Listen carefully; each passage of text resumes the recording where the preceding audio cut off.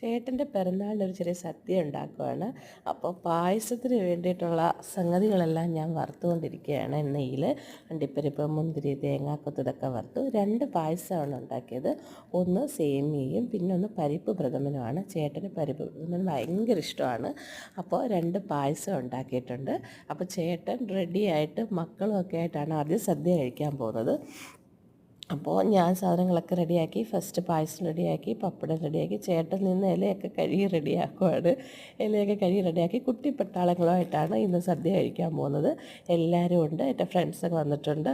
അപ്പോൾ അവരുടെ മക്കളുണ്ട്. അപ്പോൾ മാങ്ങാച്ചാറ്, സാമ്പാർ, പപ്പടം, പിന്നെ ബീട്രൂട്ട് തോരൻ, ബീട്രൂട്ട് പച്ചടി, പഴം പച്ചടി, പരിപ്പ്. ഇത് പയർ വെച്ചിട്ടുള്ള പരിപ്പ് കറിയാണ് ഇന്ന് വെച്ചിരിക്കുന്നത്. ആദ്യം തന്നെ പഴം വെച്ചു, മാങ്ങാച്ചാറ് വെച്ചു, ബീട്രൂട്ട് പച്ചടി, പഴം പച്ചടി, ബീട്രൂട്ട് തോരൻ, പപ്പടം. ഇനി ചോറ് കൊടുക്കാം. അപ്പോൾ ആദ്യം ചോറ് കൊടുത്തു. ചേട്ടൻ പറഞ്ഞു മതി. പരിപ്പ് വന്നു. പരിപ്പ് കഴിച്ചുകൊണ്ടിരിക്കുകയാണ്.